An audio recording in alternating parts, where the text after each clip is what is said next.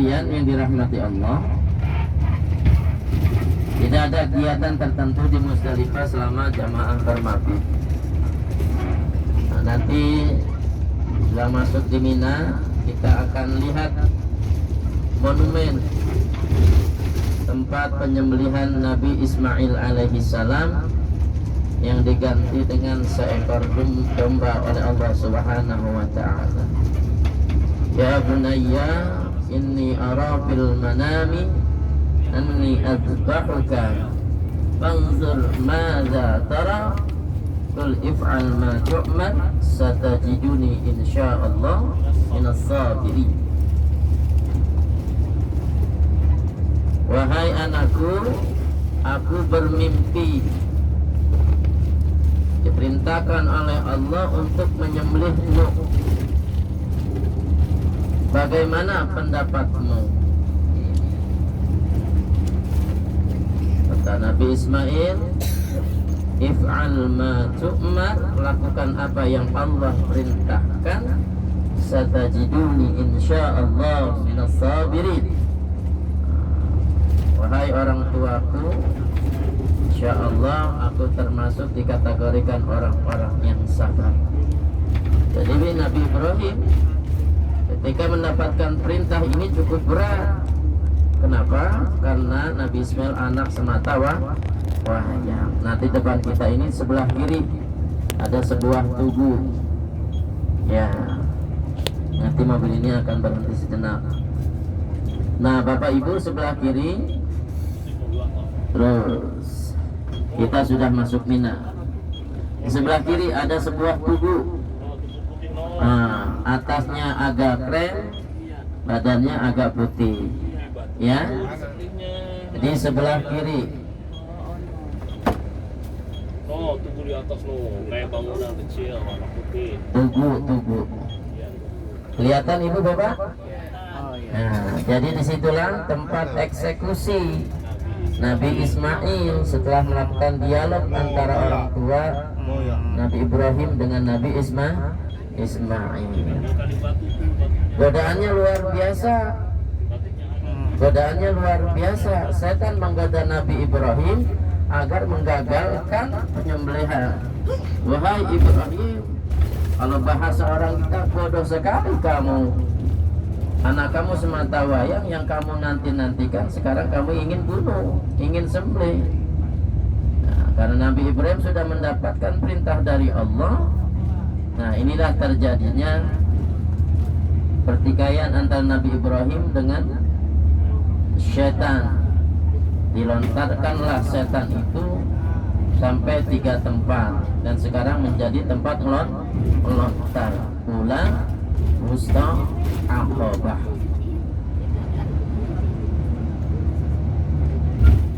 Nah, di Mina ini jamaah akan bermalam selama, ada yang 2 malam, ada yang 3 malam. Tanggal 10, 11, 12. Ada yang sampai dengan 13. Kalau malam 10 mereka berada di Musdalifah. Malam ke-11-nya mereka ada di Mina, 12 ada di Mina, atau 13 pun ada di Mina. Nah, Bapak Ibu sekalian yang dirahmati Allah, nanti di depan kita akan tunjukkan mana terowongan Muaisim, mana Masjid Faif. Ya.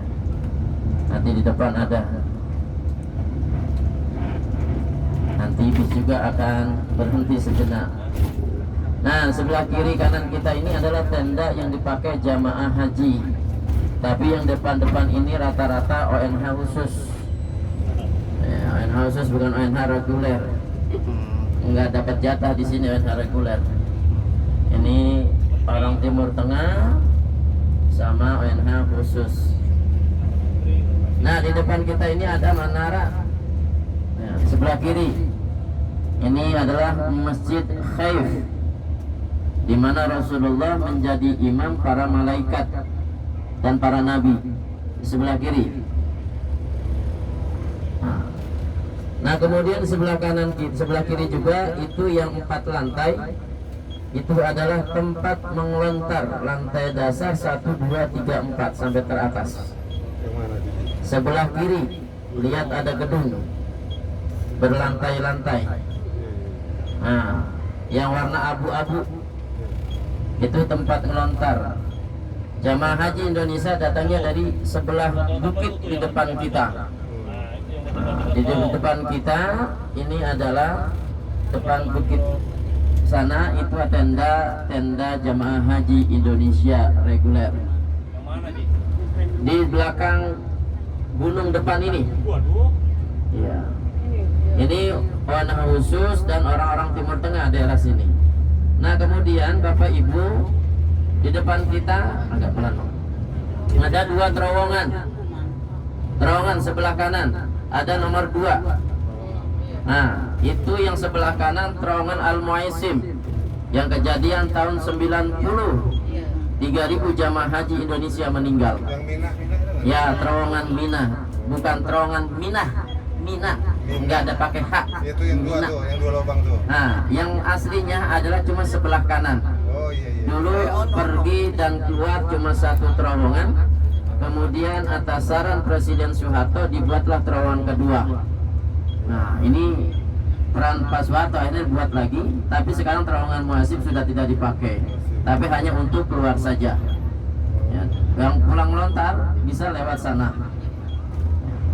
Nah, bagi jamaah yang belum tahu, biasanya jamaah haji Indonesia masuknya di lantai depan Bapak Ibu. Nggak ada jembatan, ada terowongan lagi 2 lagi. Jadi menembus bukit yang ada di depan kita. Karena kenapa? Karena posisi tenda jamaah haji Indonesia mayoritas berada di sebelah bukit sana. Nah, paling dekat dari terowongan itu ke Jamarat 2,5 kilo. Wow. Nah, itu baru depan terowongan. Sedangkan tenda dari terowongan itu ada yang 1 kilo, 2 kilo, 4 kilo.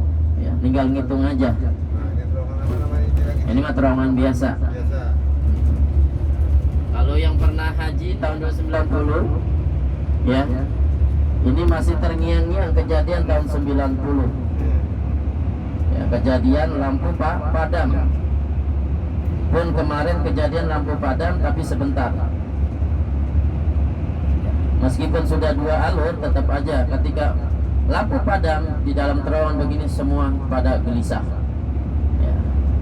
Nah, jadi di ujung terowongan kita ini yang kita lewati di sebelah kanan nanti banyak tenda-tenda. Disitulah mayoritas jamaah haji Indonesia ditempatkan terus sampai dengan ke samping arah sana, samping kanan kita. Di depan nih, tadi. Jalan Pak dari tenda jadi kelempar. Iya. Nah, kemudian Bapak Ibu yang sudah daftar haji siapkan dari sekarang fisiknya, karena tidak ada transportasi menuju tempat melontar dari tenda. Mau jaraknya 3 kilo, 4 kilo tidak ada transportasi, semua jalan kaki. Nah, di sebelah kanan kita inilah tenda-tenda jamaah haji yang akan bermabit di Mina. Indonesia. Nah, di sebelah kanan, Indonesia ini. nah ini mulai jamaah haji Indonesia terus sampai ke bawah, bahkan ada yang di atas. Nah, ke bawah terus Pak. Itu jamaah haji Indonesia mayoritas banyak di sini.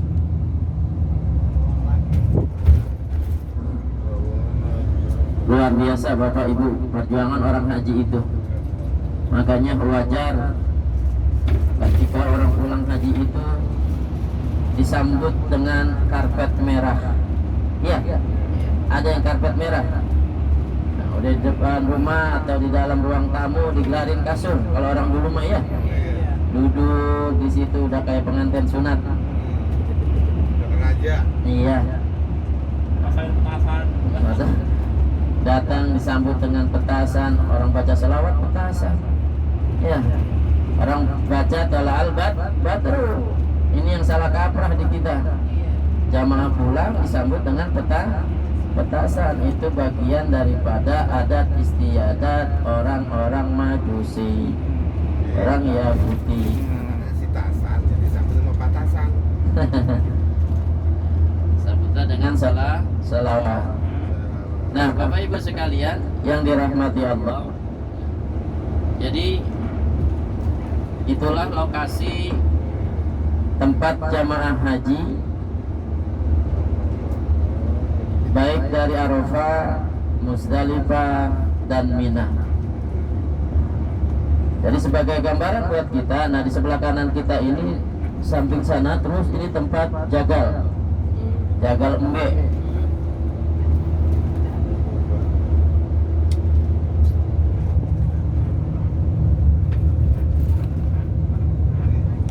Jadi inilah gambaran bagaimana orang menunaikan ibadah haji dalam terik panas matahari yang luar biasa. Ya, makanya sayang kalau orang udah berangkat haji masih meledet we. Dengerin tuh. Kalau meledet sayang karena perjuangannya luar biasa, harus ada perubahan dikit mah ya. Ini gedung apa sih belakang? Nah, air, penyulingan air dari air laut menjadi air tawar. Di hotel-hotel yang kita tempati di sekitar Mekah itu adalah air sulingan dari Jeddah, dikirim dengan bertangki-tangki ke hotel-hotel. Itu air laut aslinya disuling menjadi air tawar. Nah, dayufur rahman yang dimuliakan Allah, itulah sekilas tentang Arafah, Muzdalifah, Mina, dan juga Al-Magazir, tempat penyembelihan Magazir Ismail alaihissalam, dan tempat penyembelihan Nabi Ismail alaihissalam yang diganti dengan seekor domba. Ya, kalau ingat sejarah itu memberikan motivasi buat kita ya, untuk dianjurkan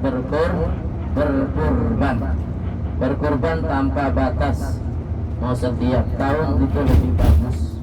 Jangan beranggapan sudah berkorban kemudian dia bilang saya kan udah berkorban. Nah, padahal baru satu kali. Ya, kalau memang ada rezeki lakukan berkorban. Ya, karena kata Rasulullah Sallallahu Alaihi Wasallam dalam konteks bahasa Indonesianya, ketika kambing atau hewan disembelih sebelum darahnya menyentuh bumi, menyentuh tanah, sudah Allah angkat pahalanya. Dan untuk orang yang berkorban pada yaumul qiyamah nanti, kulit, bulu, tanduk yang hina-hina itu akan menjadikan bersaksi di hadapan Allah kalau kita berkorban atau pernah berkorban. Artinya kalau sering banyak berkorban, maka yang menjadi saksi kita melakukan kebaikan lebih banyak juga. Silakan berkorban di tanah air, karena memang di tanah air banyak orang yang membutuhkan. Boleh nggak korban di tanah suci? Boleh. Di tanah air lebih boleh. Ya, kenapa? Banyak orang yang membutuhkan. Ya, Bapak Ibu sekalian yang dirahmati Allah, selanjutnya kita akan menuju Jaronah.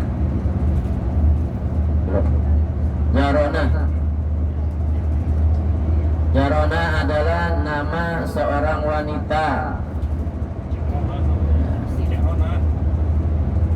Jadi ketika Rasulullah Sallallahu Alaihi Wasallam singgah ke kabilah ini, ke kampung ini, Rasulullah mengajak orang setempat untuk memeluk Islam. Sudah otomatis mendapatkan pertentangan dari penduduk setempat, seperti Rasulullah berangkat dari Mekah menuju Taif, mendapat cacian, hinaan, bahkan penganiayaan. Pun ketika Rasulullah tiba di kampung ini, Rasulullah mengajak, tapi tetap saja masyarakat ingin membuktikan kalau memang dia seorang nabi, buktikan. Terjadilah sebuah dialog panjang antara Rasulullah dengan kepala sukunya. Permintaan mereka satu adalah, kalau seandainya Nabi Muhammad mampu menyembuhkan wanita tersebut dari penyakitnya, dalam satu riwayat penyakit kusta yang menular, udah puluhan tahun wanita ini tidak pernah sembuh. Akhirnya penawarannya kepada Rasulullah seperti itu, sembuhkan maka kami akan mengikuti ajaranmu. Nah, Rasulullah mengambil air di sumur tersebut, ya. Kemudian didoain oleh Rasulullah, diusapkan air tersebut dan diminum oleh wanita, maka saat itu juga sembuh total. Makanya dinamakan sumur itu sumur Ja'ron. Ya, seperti kemarin di Taif, Masjid Adas, karena pengambilan namanya dari seorang budak ataupun pelayan kebun yang meluk Islam karena berjumpa dengan Rasulullah. Sampai sekarang namanya Masjid Adas. Itu nama seorang budak Nasrani yang memeluk Islam. Pun di sini sama. Pengambilan namanya ada dari seorang wanita yang disembuhkan oleh Rasulullah. Nah, saat itu juga mereka semua pada memeluk Islam. Tetap air yang paling mustajab adalah air Zam-Zam. Di mana sumurnya? Sumur Jarona itu ada, cuman sudah ditutup ibu bapak, tidak dipublikasikan. Khawatir nanti orang pada salah kaprah. Kebanyakan orang-orang Bangladesh, Pakistan, India sering melakukan perbuatan syirik. Nah, makanya ditutup sumur itu. Kalau nanti bapak masuk ke masjid, kita masuk ke masjid, paling pinggir itu ada gedung. Nah, di dalam situ, sekitar situlah sumur Ja'ron. Nah, Bapak Ibu sekalian yang dirahmati Allah, berkaitan dengan ibadah yang akan kita kerjakan, yaitu umrah sunnah. Maka pada kesempatan hari ini kita bisa mengumrahkan orang yang kita cintai. Ya. Silakan siapa saja yang ibu bapak cintai, orang tua telah meninggal dunia, wabil khusus ya. Orang tua masih ada tapi tidak bisa diharapkan datang ke tanah suci, itu bisa dibadalkan. Ya, orang masih hidup tapi memang tidak bisa dimungkinkan datang ke tanah suci, boleh dibadalkan. Apalagi orang sudah meninggal.